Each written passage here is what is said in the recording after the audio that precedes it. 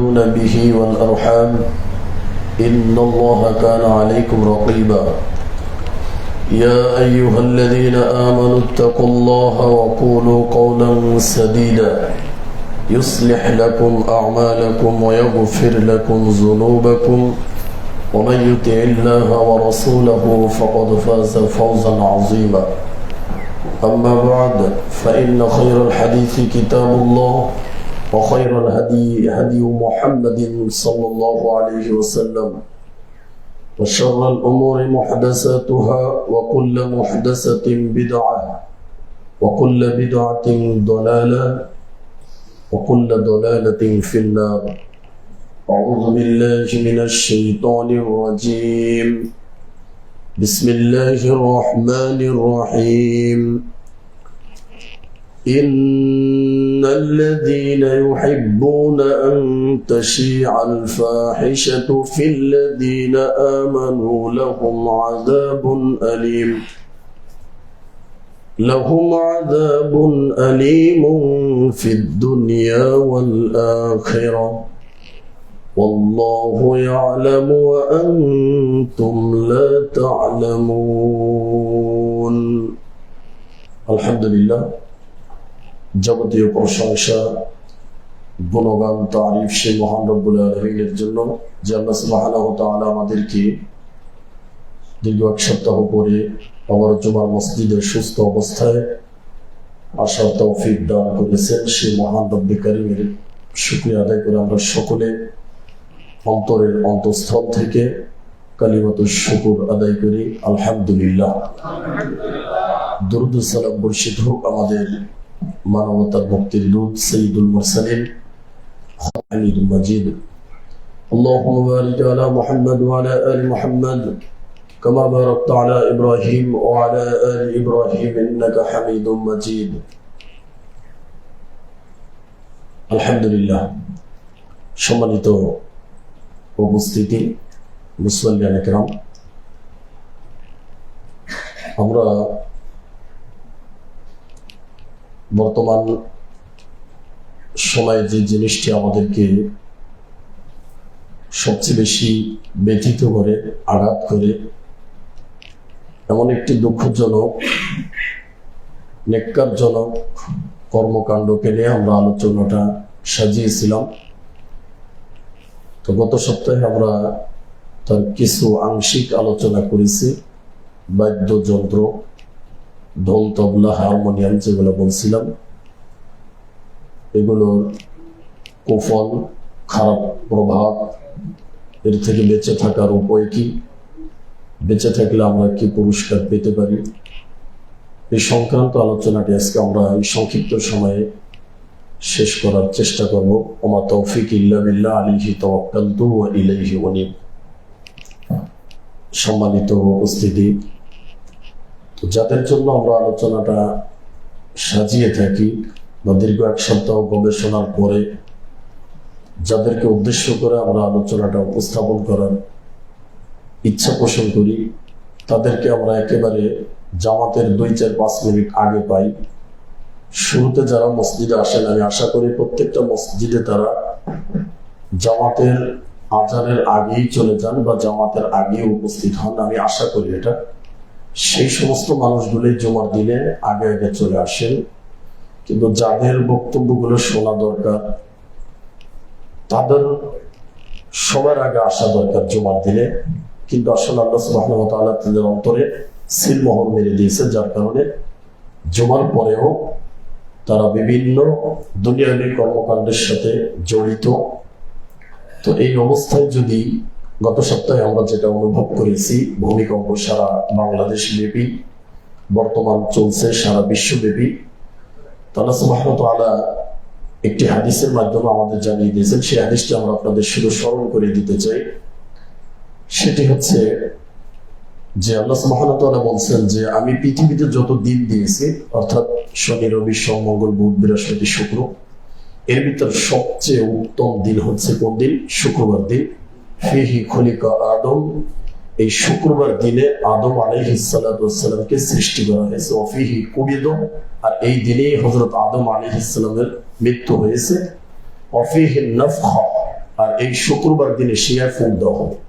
শিয়াটা এমন একটা জিনিস, আল্লাহ নবী বলছেন যে মানে এই শিয়া, ইসরাফিল আলাইহিস সালাম শিয়া নিয়ে এমন ভাবে রেডি হয়ে আছে যে ফু দেওয়ার জন্য সার্বক্ষণিক সে এই একটা হুকুমের জন্য কিয়ামত পর্যন্ত ওত পেতে আছে যে কোন সময় আল্লাহ অর্ডার করবে সাথে সাথে ফু দেবে, পৃথিবী ধ্বংস হয়ে যাবে। তো বলছে ইসরাফিল আলাইহিস সালাম যেভাবে সিংহা ফু মুখে নিয়ে দাঁড়িয়ে আছে বা রেডি হয়ে আছে, এটা যদি তোমরা দেখতে বুঝতে তাহলে তোমাদের ঘুম হতো না। আমি কিভাবে ঘুমাই? এই দৃশ্য যেভাবে সে সিংহা নিয়ে দাঁড়িয়ে আছে, রেডি হয়ে আছে, এটা জানার পরে একজন মানুষ কিভাবে ঘুমাতে পারে আর কিভাবে সে ইসলাম থেকে দূরে থাকতে পারে। তারপরে আছে সারা পৃথিবী ধ্বংস হয়ে যাবে, তাতে তার কিছু যায় আসে না, সে একা বেঁচে থাকবে পৃথিবীতে। তো যাই হোক, বলা হয়েছে অফিহি নাফখা অফিহি সাআকা, এই হাদিসের ইবারত সেটা হচ্ছে যে এই শুক্রবার দিনই কিয়ামত সংঘটিত হবে। যদি গত সপ্তাহে কিয়ামত সংঘটিত হয়ে যেত 11টার দিকে, তাহলে আপনি বলেন যে কয়জন মানুষ ইমানের উপর, ইসলামের উপর বা আল্লাহর সামনে সে সৎ মুত্তাকি বা ইমানদার বলে, একজন মুমিন বলে, ইসলামের সে অনুসারী বলে, মুসলিম বলে দাবি করতে পারত? গ্রামের মানুষ বাদ দেন, যারা ঢাকার শহর রয়েছে তারা তো 10টা 11টা ঘুম থেকেই উঠতে পারে। আল্লাহ সুবহানাহু ওয়া তাআলা সূরা আরাফের শুরুতে এবং 97, 98 এই সমস্ত আয়াতগুলো যদি আপনারা পড়েন তাহলে দেখতে পাবেন যে আল্লাহ সুবহানাহু ওয়া তাআলা পৃথিবীটা যে ধ্বংস করবে সেই সময়টা কোন সময় সেখানে লেখা আছে। আল্লাহ সুবহানাহু ওয়া তাআলা এভাবেই বলছেন যে মানুষ যখন খেলতামাশায় ব্যস্ত থাকবে 10টা 11টা বা 11:30 এর ভিতরে কিয়ামতটা সংঘটিত হবে, যে সময় মানুষ কোনো সতর্ক থাকবে না, সচেতন থাকবে না, জমি জমায় ক্ষেত খামারের কাজে ব্যস্ত থাকবে এবং তারা কি দুনিয়া নিয়ে ব্যস্ত থাকে, খেলতামাশায় ব্যস্ত থাকবে, কেউ ব্যবসার কাজে যাবে, জমিতে যাবে। এই অবস্থায় আমি কিয়ামত সংঘটিত করে দেবো। এমনকি বলা হয়েছে হাদিসের ভিতর যে একজন মানুষ উটের দুধ দহন করবে কিন্তু সেটা মুখে দিতে পারবে না, তার আগে কিয়ামত সংঘটিত হয়ে যাবে। একজন মানুষ, একজন কাপড় বিক্রেতা এবং ক্রেতা বিক্রেতা দুইজনে কাপড় বেচা কেনার জন্য কাপড়টা এইভাবে ছেড়ে দেবে যে এই যে দেখো কাপড়টা, এই কাপড়টা গুটিয়ে নেওয়ার আগে কিয়ামত হয়ে যাবে। একজন মানুষ তার হাওদা, যেটা বলি আমরা ওই যে গরুর সামনে যেটা ফ্যান দেয় গোল করে থাকে, বলছে এটা সে একটু মেরামত করবে বা ঠিক করবে বা একটু মোছা টোসা করবে, এটা সে মোছার আগেই কিয়ামত সংঘটিত হয়ে যাবে। আল্লাহ নবী বলছে, আল্লাহ বলছে কোরআনে সূরা হজ 22 নম্বর সূরা, সেখানে এমন ভাবে বর্ণনা দেওয়া হচ্ছে কিয়ামতের, যে এই কিয়ামতের যে ঝনঝনানি বা প্রকম্পিত যেভাবে হবে পৃথিবীটা, এটা এত ভয়ঙ্কর, এত বিভৎস, এত মানে কি বলবো এটাকে, এত বড় ভয়ঙ্কর একটা দৃশ্য হবে। কোরআনের সূরা আরাফে যেটা আসছে সেটা হচ্ছে যে সাকুলাত ফিস সামাওয়াতি ওয়াল আরদ, আসমান জমিনের কাছে সেই দিন এই কিয়ামতের দৃশ্য সবচেয়ে বেশি ভারী মনে হবে, কিয়ামত যেদিন সংঘটিত হবে। আর ওইখানে যেটা বলা হচ্ছে যে বলছিলাম, তো দেখেন এই যে কিয়ামতের যে দৃশ্যটা, কতটা দৃশ্য বললাম যে কিভাবে কিয়ামতটা সংঘটিত হবে, তাই না? এগুলো জানার পরেও আজকে কিন্তু আমরা সতর্ক না। তো যেই সময়টা কিয়ামত হয়ে যাবে ওই সময় যদি আমি অন্য কাজে ব্যস্ত থাকি, এখন যদি আজকে শুক্রবার কিয়ামত হয়ে যায়, দেখেন কয়জন মানুষ আপনার ইমানদার বলে দাবি করতে পারে। অথচ মুসলিম শরীফের হাদিস আল্লাহ নবী বলেছেন ইউবাসু আলা কুল্লি আবদিন আলা মা মাতা আলাইহি ইয়াউমাল কিয়ামা, প্রত্যেক ব্যক্তিকে কিয়ামতের মাঠে সেই অবস্থায় উঠানো হবে যে অবস্থায় তার কি হবে, মৃত্যু হবে। বুঝতে পারেন? তো এই জুমার দিনটা সবচেয়ে আমার কষ্ট লাগে, এই জন্য গ্রাম অঞ্চলে খুতবা দিয়ে অনেকটা দুঃখ লাগে, আমার কষ্ট লাগে। এই যে কয়েকজন মুসল্লি মনে করেন, এই মুসল্লির ভিতরে একটা খুতবা শুরু করলে একজন বক্তার বা একজন আলোচকের আলোচনা উঠে নাই, হয় না। তো আমরা ঢাকা খুতবা দিছি 12টার পরে, মসজিদে আপনি ঢুকতে পারবেন না, জায়গা হবে না, এত ভিড় আলহামদুলিল্লাহ। তো এই জন্য এখানে আমাদের যে আলোচনা যেইভাবে উপস্থাপন করার চেষ্টা করি, আসলে আসেন আপনাদের দেখে আসেন। আপনাদের তো আমি বিশ্বাস করি আপনারা ইমানদার মুখ থাকে, কিন্তু যেগুলো শয়তান ময়তান এগুলো আসে না। শুনতে যেগুলোর জন্য আলোচনা দরকার ওরা বলে যে কিয়ামত হয়ে যাবে, আমি পৃথিবীর ভিতরে ভেঙে যাবো, আমার অসুবিধা নেই, কিন্তু আমি যাবো না জমায়। তো যাই হোক, এটা খুবই দুঃখের বিষয়। আমরা আসলে আমাদের মুসলিমদেরকে বোঝাতে পারিনি, এটা আমাদের ব্যর্থতা। যাই হোক, তো আমরা আলোচনাটা শুরু করি ইনশাল্লাহ। যেই গান বাজনা বাদ্যযন্ত্র সম্পর্কে পূর্ববর্তী সালাফদের আমরা তিনটা কল আমরা আজকে উল্লেখ করবো। একজন হচ্ছে আব্দুল ইবনে মাসউদ রাদিয়াল্লাহু তাআলা আনহু। তিনি একজন সাহাবী, জানেন তিনি এমন একজন সাহাবী যিনি আল্লাহর নবীর পরিবারের একজন সদস্য মনে হইত থেকে, তাই না? অনেক সুন্দর করে কোরআন তেলাওয়াত করতে পারতেন। মক্কার বুকে যেই দিন তিনি সূরাতুর রহমান তেলাওয়াত করলেন, তার উপর অতর্কিত ভাবে হামলা হলো, রক্তাক্ত করে দিল। তারপরেও বলছেন কি যে আমি রক্ত ঝরে যাব, মরে যাব, তারপর আমার জবান থেকে কোরআন তেলাওয়াত বন্ধ করতে তোরা পারবি না। তেলাওয়াত করছেন, মায়ের খেয়েছে, খাট সমস্যা।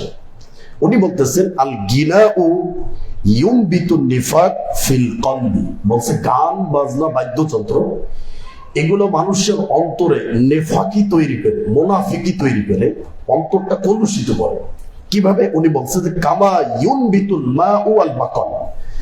যেমনি ভাবে বৃষ্টির পানি পড়ে বা জমিতে আপনার পানি দিলে যেভাবে ঘাস গজায়, তৃণলতা গজিয়ে ওঠে, ধান হয় পানি দিলে, তারপরে আপনার এগুলো যেভাবে বেড়ে ওঠে, গানটা যখন একজন ব্যক্তি শুনে তার অন্তরটা এভাবে মুনাফিকিতে ভরতে ভরতে ভরতে ভরতে পুরো অন্তরটাই তার নেফাকে ভরে যায়।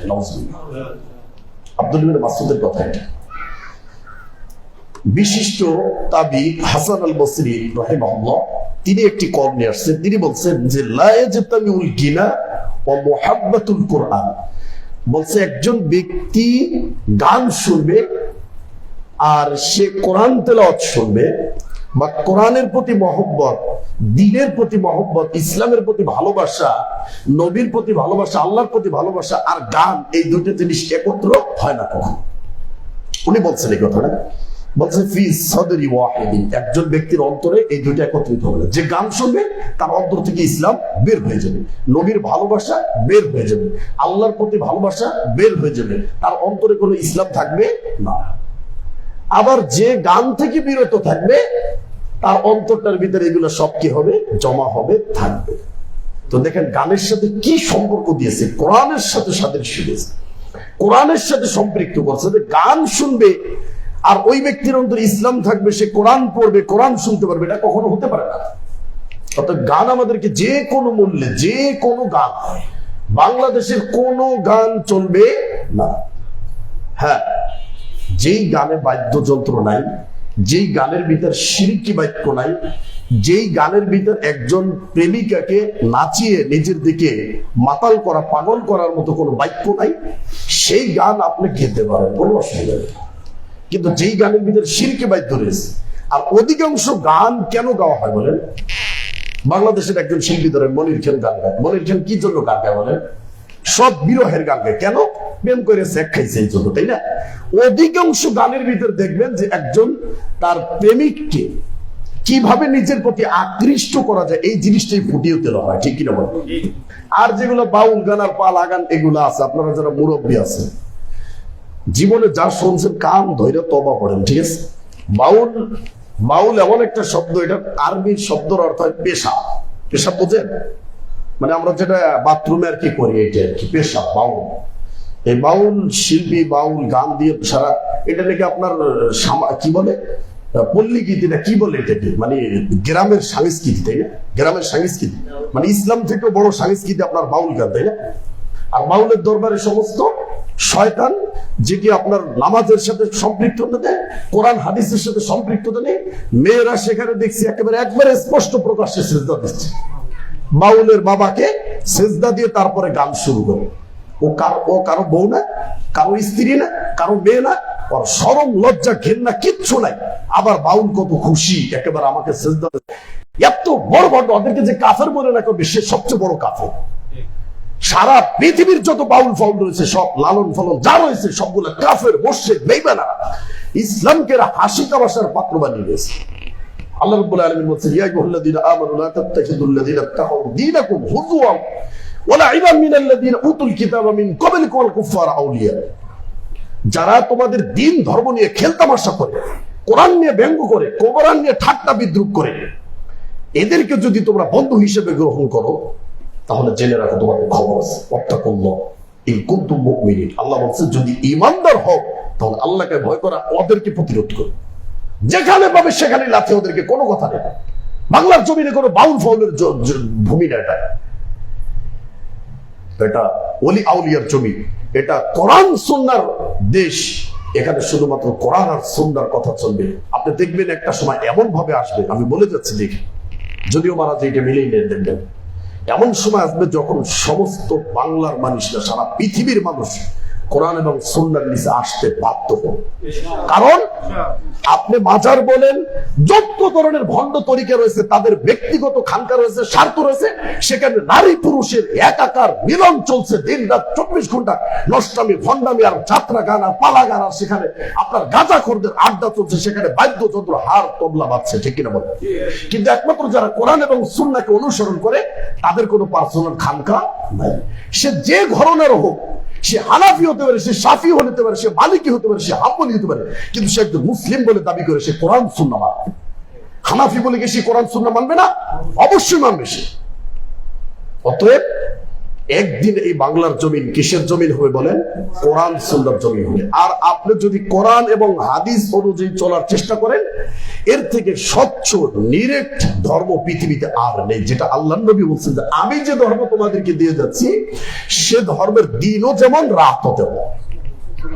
বুঝতে পারেন? মানে রাতকে অন্ধকার মনে হবে না, দিন আর রাত সমান। আল্লাহ নবী বলতেছেন আমার আর তোমাদের মাঝের উদাহরণটা কিরকম নিয়ে নাও তোমরা। মুসলিম, বুখারী মুসলিমের 2 জায়গায় হাদিসটি আসছে।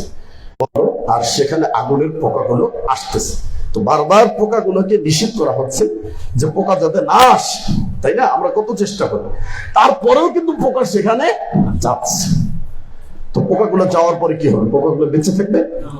আল্লাহ নবী বলছেন আমার আর তোমাদের মাঝে উদাহরণটা এরকম, আমি ইসলামের আলো তোমাদের সামনে তুলে ধরছি।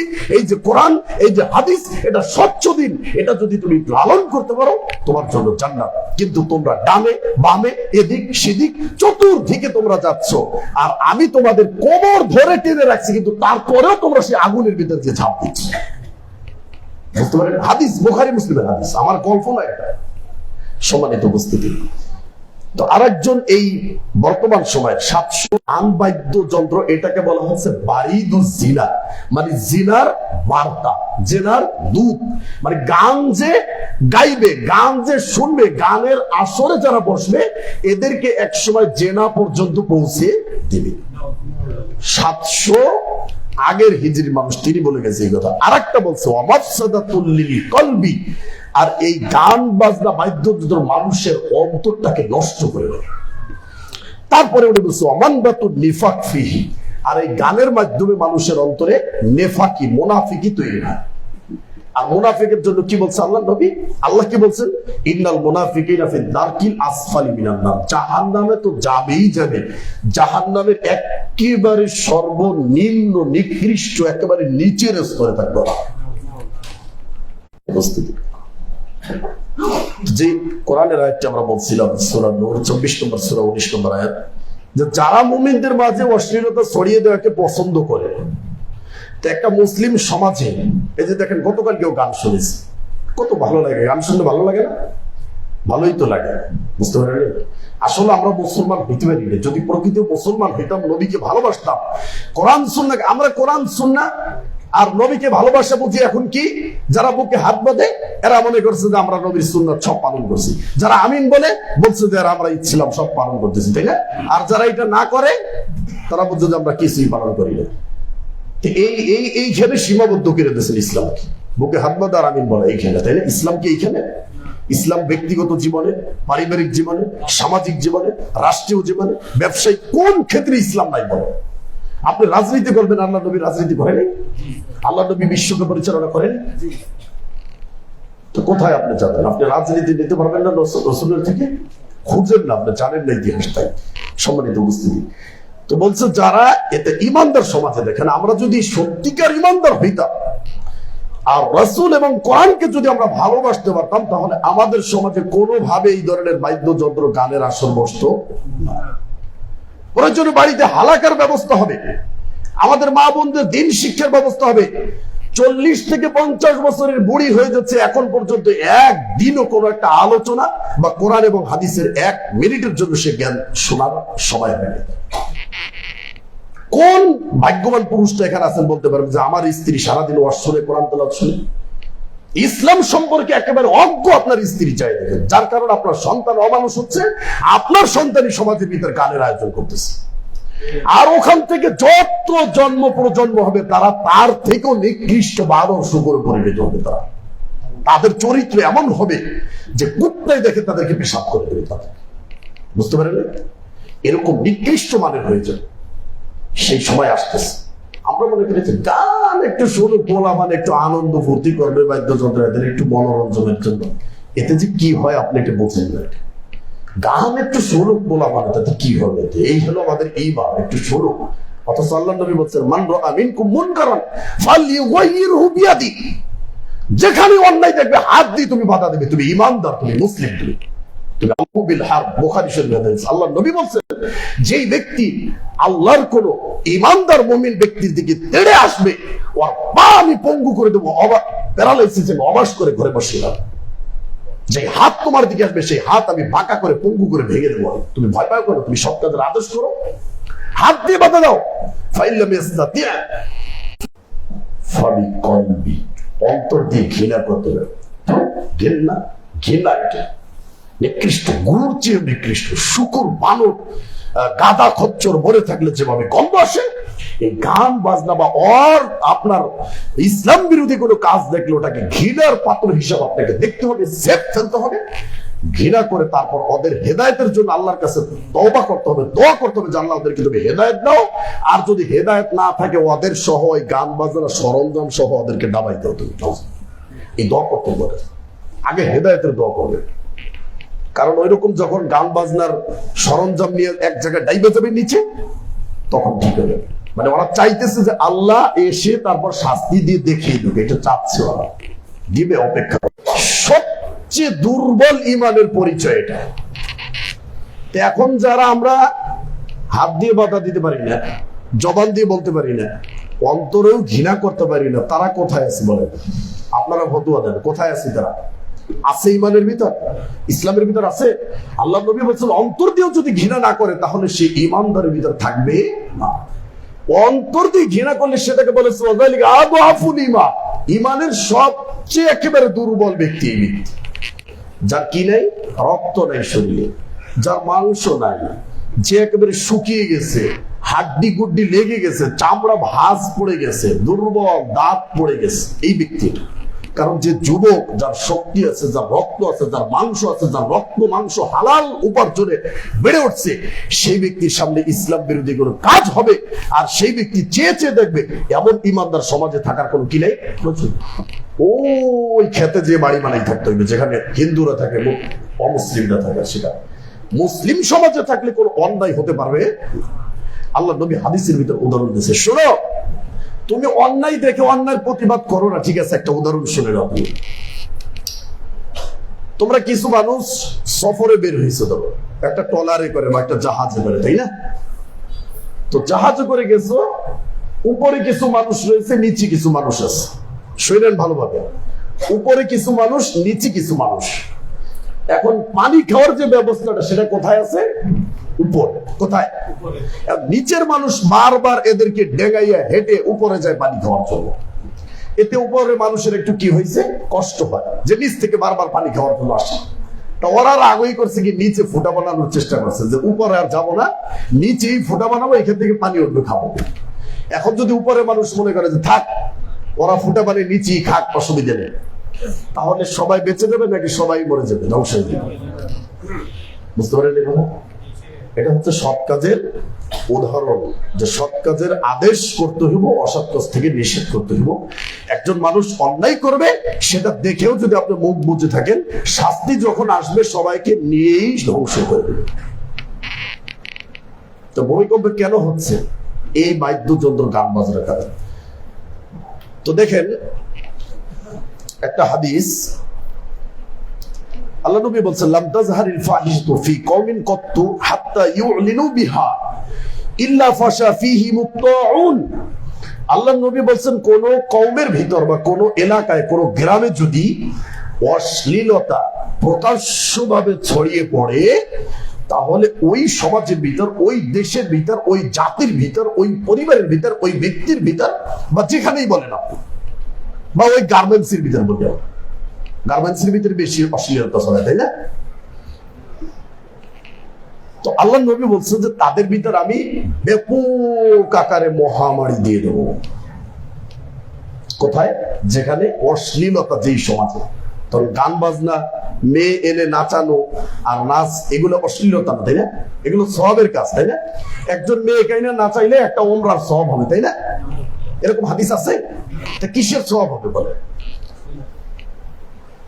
এইরকম যখন সমাজের ভিতরে অশ্লীলতা ছড়িয়ে পড়বে, আল্লাহ নবী বলছেন আমি তাদের ভিতর মহামারী দেব।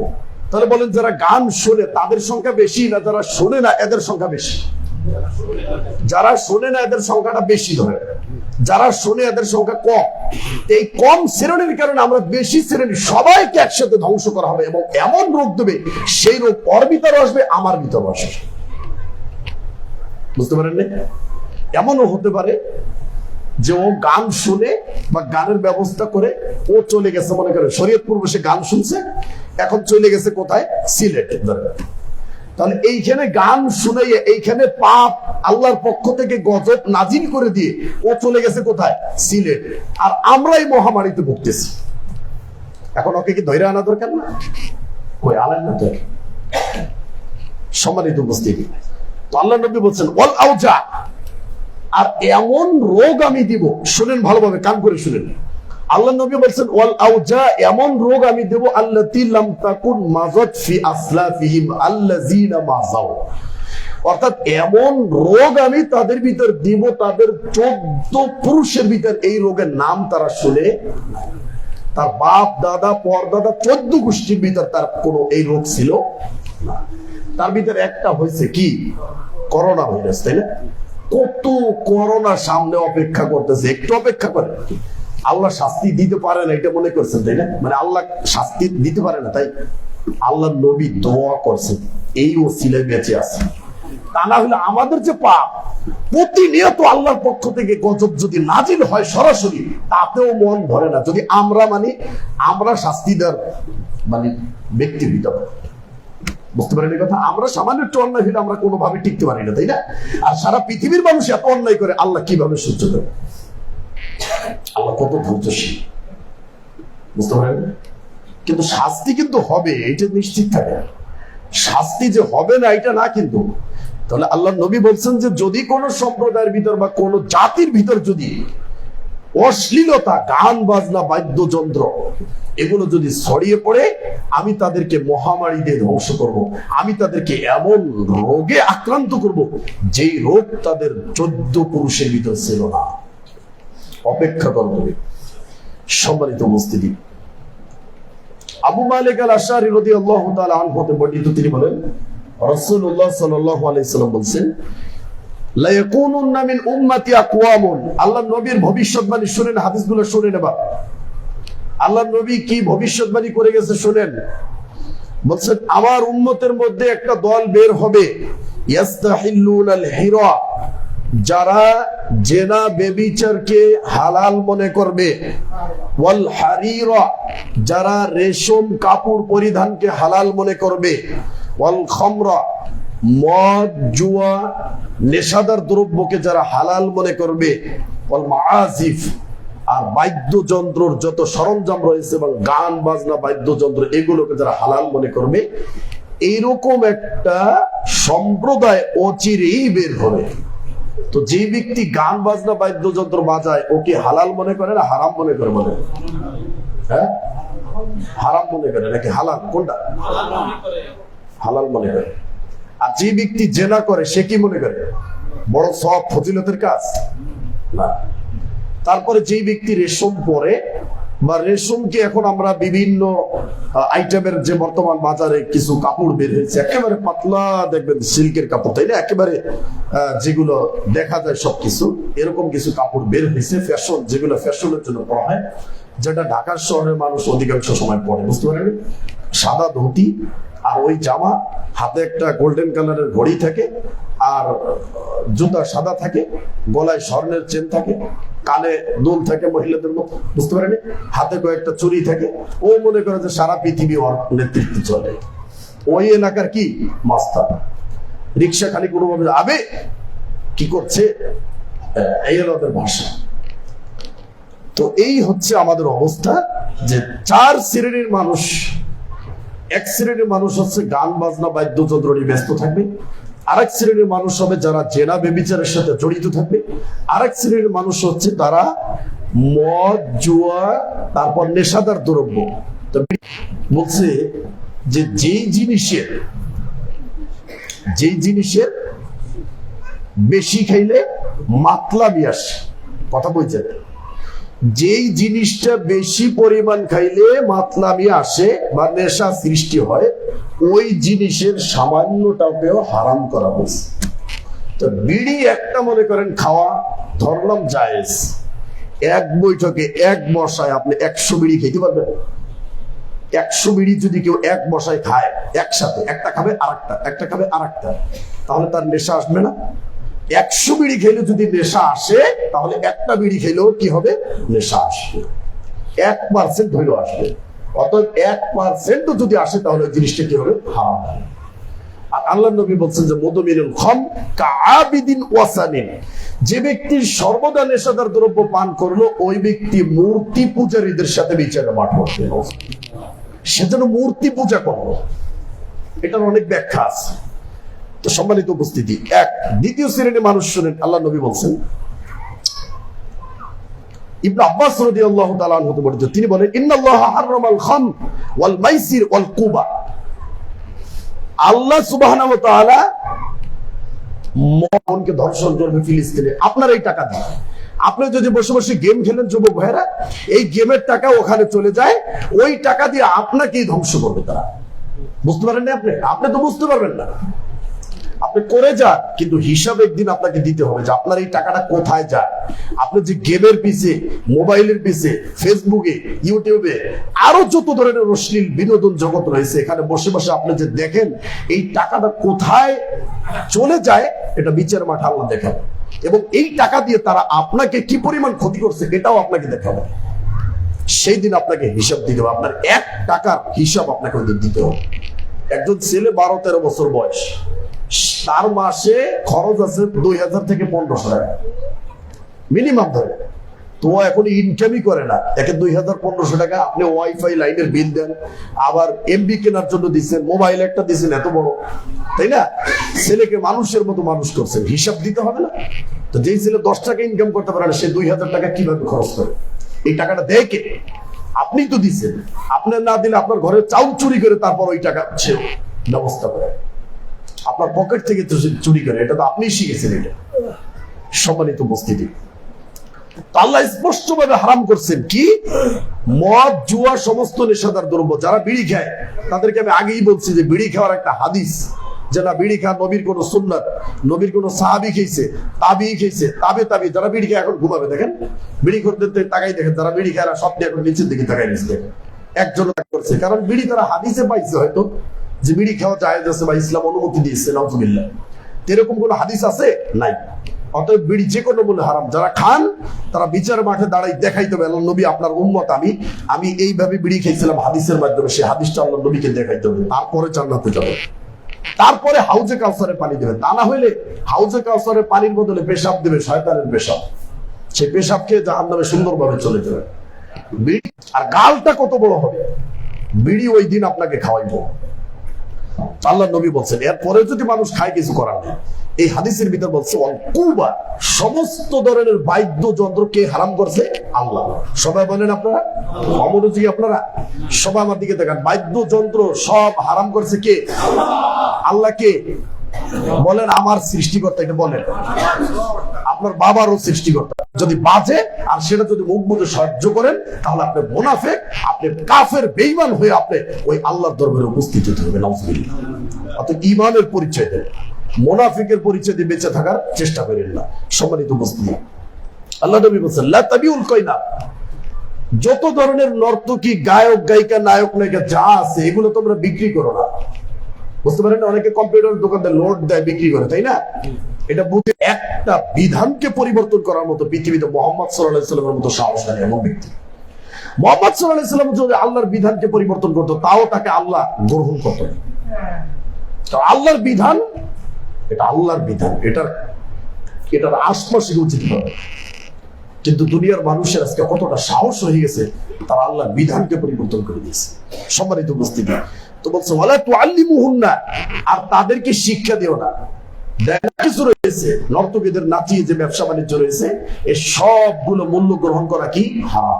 এমনকি যদি কোনো আপনার দোকানদার হয়ে থাকেন, এখানে যদি দোকানদার যারা আছে এই সমস্ত বাদ্যযন্ত্রের এবং নর্তকীদের জন্য যদি দোকান ভাড়া দেন, ওই ভাড়ার টাকা খাওয়া আপনার জন্য কি হারাম।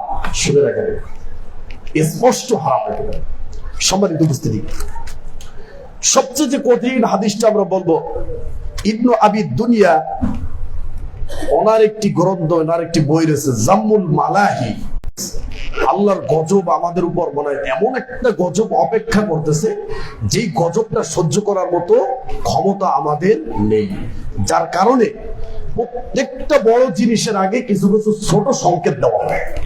হতে পারে আমাদের কিয়ামত, কারণ আল্লাহ নবীর যুগে কিয়ামত সম্পর্কে যখন জিজ্ঞেস করেছে আল্লাহ নবী কিয়ামত কখন হবে, তখন তিনি উদাহরণ দিয়েছে এই যে দুইটা আঙ্গুল দিয়ে, যে আমি এবং কিয়ামত এতটুকু বাকি আছে। তো আল্লাহ নবী মারা গেছে 1400-1500 বছর হয়ে গেছে, তাহলে এটাকে এখনো পড়ে নাই, মানে কিয়ামতের এখনো এতটুকু বাকি আছে। দেখতে পান, দেখ 1400-1500 বছর হয়ে গেছে, এখনো পড়ে নাই। আবার আরেকজন ব্যক্তিকে, মানে ওই সময় ধরেন তার বয়স 14-15 বছর ছিল, একজন যুবককে দেখিয়ে বলতেছে যে এই যুবকটা বৃদ্ধ হওয়ার আগেই কিয়ামত সংঘটিত হয়েছে। এখনো পর্যন্ত আমাদেরকে আল্লাহ সুযোগ দিয়েছে, কেন? তাওবা করার, ফিরে আসার, পাপ থেকে ফিরে আসার সুযোগ দিয়েছে। এই সুবর্ণ সুযোগ যদি আমরা কাজে না লাগাই, আল্লাহর কাছে জবাব দিয়ে আমরা পাবো না। তো বলছে শেষ জামানায় আমার উম্মতের মধ্য থেকে এমন একটা শ্রেণী বের হবে, এমন একটা অবস্থা হবে, খসফুন, ভূমিধস হবে তখন, অজফুন, তাদের উপর আসমান থেকে আসমানি গজব চাপিয়ে দেওয়া হবে, শিলাবৃষ্টি দেওয়া হবে, ঘূর্ণিঝড় দেওয়া হবে, টর্নেডো দেওয়া হবে, সাইক্লোন দেওয়া হবে, বিভিন্ন ধরনের আসমানি দুর্যোগ তাদের উপর আমি নাজিল করব। তারপরে আরেকটা বলছে অমাসখুন, তাদের চেহারা বিকৃতি হয়ে যাবে। কখন? ওয়াযালিকা ইযা শারিবুল খুমুর, যখন মানুষেরা ব্যাপক হারে নেশাদার দ্রব্য পান করবে। আরেকটা হচ্ছে ওয়াত্তাকিজুল কায়নাত, যখন মানুষেরা গান বাজনা, বাদ্যযন্ত্র, নর্তকী, বেশ্যা মেয়েদের কিনে নাচা নাচিতে সারা দিন ফিল্ম ইন্ডাস্ট্রিতে ব্যস্ত হয়ে যাবে, নাটক, সিনেমা, সিরিয়াল আর ওই সমস্ত অশ্লীল জিনিসের সাথে যখন মানুষ ব্যস্ত হয়ে যাবে নিয়ে, তখন আল্লাহর নবী বলছেন তখন এই পাপগুলো হবে। আর যখন মানুষ বাদ্যযন্ত্রের প্রতি আসক্ত হবে, তখন তিনটা পাপ হবে। কয়টা বলেন? একটা ভূমিধস হবে, আর একটা বলা হচ্ছে যে আপনার আসমান থেকে আল্লাহ রাব্বুল আলামিন গজব পাঠাবে। 3 নম্বর শাস্তি হচ্ছে কি, যে চেহারা বিকৃতি হবে। চেহারা বিকৃতি কি? পরের একটা হাদিসে বলছে যে তোমাদের এমন একটা সমাজ আসবে, তোমাদের সমাজের যারা নেতৃত্ব দেবে, যারা নেতা রয়েছে, তাদেরকে দিয়ে তোমরা গান বাজনা, বাদ্যযন্ত্রের আসর মিলাবে। যেমন এই যে সামনে আসতেছে 16ই ডিসেম্বর, তাই না? আরো স্কুলে বিদায় অনুষ্ঠান আসবে না? তারপরে সামনে আসবে 21শে ফেব্রুয়ারি। এই সমস্ত অনুষ্ঠান গুলো তোমরা কি করবে? নায়িকা গায়িকাদেরকে তোমরা ভাড়া করবে, বাদ্যযন্ত্র ভাড়া করবে। কারণ এখন একটা অনুষ্ঠান মানিয়ে বাদ্যযন্ত্র, একটা অনুষ্ঠান মানিয়ে একটা বেশ্যা মেয়েকে দিয়ে নাচানো, অনুষ্ঠান মানিয়ে এটা বুঝে গেছে মানুষ। ইসলাম মানে বুঝছে কি, যে তারা যেখানে গান, যেখানে একটা আয়োজন করবে, যে এখানে একটা অনুষ্ঠান করতে হবে, তার মানে একটা বাদ্যযন্ত্র আনতে হইব, একটা নর্তকী আনতে হইব। এটা ইসলাম দিয়ে দিয়েছে। এটা কোন ধর্মে পেয়েছে, কোন নবী এদেরকে দিয়েছে, কে এত বড় সাহস তাদেরকে দিয়েছে, হিসাব দিতে হবে। বিচার আপনি করে যান, সমস্যা নাই। সম্মানিত উপস্থিতি, তো বলছিলাম আল্লাহ নবী বলছেন তোমাদের নেতারা এভাবে নায়িকাদেরকে দিয়ে, মানে এমন একটা সময় আসবে যে নেতাদের প্রধান খাবার হবে কি? একটা মেয়ে, মদ, এগুলো। আচ্ছা, আপনি মিলিয়ে দেখেন আল্লাহ নবীর হাদিসটার বাস্তবতা আছে না নাই বলেন? প্রত্যেকটা নেতা, সবার কথা বলছি না, অধিকাংশ নেতার চরিত্র কি এটা নয় যে সে রাতে আপনার ওই মেয়েদেরকে নাচানাচি করে, আপনার বারে গিয়ে মদ খায়, এরকম নয় নেতাদের চরিত্র। অধিকাংশ নেতা, সবার কথা আমরা বলি না, তবে এর ভিতরে আল্লাহর প্রিয় বান্দাও রয়েছে, তারাও কিন্তু ক্ষমতা নিতে হবে, সমাজের জমি সব দখল করতে হইব, সমাজের গরিব মানুষের উপর আপনার জুলুম করতে হইব, সমাজের ভিতরে যেখানে আয়োজন হবে সেখানে গান বাজনা বাদ্যযন্ত্র, মানে যে যত বড় নেতা তার পাপ তত বড়, যে যত বড় মাপের নেতা তার অন্যায় তত বড় হয়ে যায় সমাজে, ঠিক কিনা বলেন? তার অত্যাচারে মানুষ অধৈর্য হয়ে, ওই যে একটা হাদিস বলছিলাম, যে ব্যক্তি মারা গেলে সারা পৃথিবীর সমস্ত শহর নগরী গাছপালা পশু পাখি প্রাণী পর্যন্ত তার থেকে শান্তি কামনা করে যে এই শয়তানটা আজকে আমাদের থেকে বিদায় হয়ে গেছে। বুঝতে পারেন এই কথা? তো আল্লাহ নবী বলছেন, ওই তোমার নেতারা যখন তোমাদের কিনে নাচ গানে ব্যস্ত থাকবে, ওই অবস্থায় তোমাদের কিনে ভূমি ধসে 7 তবক জমির নিচে আমি তোমাদের সহ নামিয়ে দেব। যেই সময় আপনি ওই 21শে ফেব্রুয়ারির অনুষ্ঠানে থাকবেন, শুধু এই হাদিসটা মনে রাখবেন যে ওই অবস্থায় আপনাকে জমিনের নিচে দাবিয়ে দেওয়া হবে। আপনি যে অনুষ্ঠানটা যাবেন, আপনাকে এটা মনে করতে পারে যে হতে পারে আমার জীবনের শেষ অনুষ্ঠান এটা। যদি এই নর্তকী সহ বাদ্যযন্ত্র সহ এই নিকৃষ্ট নেতা সহ তাদের সহ যদি, কারণ যেই অনুষ্ঠানের মানুষগুলো গান শোনে তার আগে সবাই ফেরেশতা তাহাজ্জুদ পড়ে আসছে, তো এই সমস্ত ব্যক্তিদের সাথে যদি আপনার মৃত্যু হয়, তাহলে বিচারের মাঠে যদি এদের সাথে আপনি উঠেন, তাহলে আপনার হিসাবটা কেমন হবে বুঝেন। যে অনুষ্ঠানে আপনি যাবেন, আপনি মনে করবেন যে এই অনুষ্ঠানটা সহ আমাদের ধসিয়ে দিতে পারে আল্লাহ, আমাদের দাবিয়ে দিতে পারে কে? আল্লাহ। আর আল্লাহ নবী বলছেন, তুমি যেই অবস্থায় মৃত্যুবরণ করবে, আমি বিচারের মাঠে তোমাকে ওই অবস্থায় তুলবো।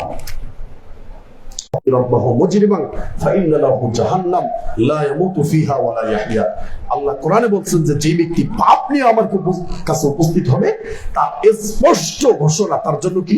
জাহান্নাম। লা ইয়ামুতু ফিহা ওয়া লা ইয়াহইয়া, সেখানে কোনো মৃত্যু হবে না, সেখানে কোনো একবার যে জীবন দেওয়া হবে আর কোনো মৃত্যু নেই। অতএব আমরা 60 বছরের জীবনে আমাদের আনন্দ বিনোদন গুলো যেন আমরা ইসলামের ভিতর থেকে সীমাবদ্ধ থেকে আমরা যেন এই আনন্দ বিনোদনের যে জগৎগুলো রয়েছে, বিশেষ করে বর্তমান সময় যদি আপনি লিখে রাখেন, এগুলো আপনাকে ধ্বংস করার জন্য শয়তান আপনার সামনে আসতে হবে না, এই জিনিসগুলো, এই মাধ্যমগুলো আপনাকে সেটা ধ্বংস করে দেবে ইনশাআল্লাহ। অতএব আল্লাহর কাছে আমরা দোয়া করি, আল্লাহ রাব্বুল আলামিন আমাদের যেন এই বর্তমান সময়ে নব আবিষ্কৃত যত ফিতনার মাধ্যম রয়েছে, যত হারাম বিনোদন রয়েছে, এগুলোকে সব বর্জন করে আমরা যেন হালাল বিনোদন গ্রহণ করে, যখনই আমার গান শুনতে মন চাবে তখনই আমি কি করব? কোরআন শুনবো। এবং আল্লাহর পথে বেশি বেশি সময় দেন, 5 ওয়াক্ত নামাজ জামাতের সাথে পড়েন, ইসলামের বিধিবিধানগুলো একটু মানার চেষ্টা করেন, বাড়িতে পর্দার ব্যবস্থা করেন, মা বোনদেরকে ইসলাম শেখার জন্য যে কোনো মূল্যে ব্যবস্থা করেন। আলহামদুলিল্লাহ, আমাদের এখানে একেবারে মা বোনদের জন্য মসজিদও হবে এবং আমাদের বাচ্চারা পড়ার জন্য জানুয়ারির আগেই এখানে মাদ্রাসা হয়ে যাবে ইনশাআল্লাহ। আপনারা আপনাদের সন্তানদেরকে এখানে ভর্তি করবেন। ডিসেম্বরের 1 তারিখ থেকে ভর্তি শুরু হবে, জানুয়ারির 1 তারিখ থেকে ক্লাস শুরু হবে ইনশাআল্লাহ। এবং আমাদের মা বোনেরা যারা ইসলাম সম্পর্কে অজ্ঞ না থাকে, সেই ব্যবস্থা আমরা যাতে করে বলতে পারি, আমাদের প্রত্যেকটা মা বোন যাতে কোরআন এবং হাদিসের আলোচনা শুনতে পারে, সেই ব্যবস্থা আমরা পুরুষরা জীবিত থাকতে জন্য আমরা এই মাধ্যম করে দিয়ে যেতে পারি। আল্লাহ আমাদের তৌফিক দান করুন। আল্লাহুম্মা আমিন। ওয়া আখিরু দাওয়ানা আলহামদুলিল্লাহি রাব্বিল আলামিন।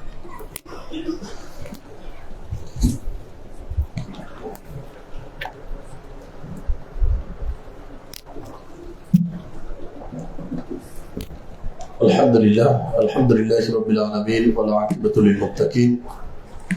والصلاة والسلام على رسوله الكريم أما بعد فأعوذ بالله من الشيطان الرجيم بسم الله الرحمن الرحيم। আলহামদুলিল্লাহ, সম্মানিত মুসলিম, তো আজকে আমরা যে বিষয়টি আলোচনা করেছি সেটি হচ্ছে গান বাজনা বাদ্যযন্ত্র যে কুফল রয়েছে সমাজের বিভিন্ন প্রভাব পড়তে পারে।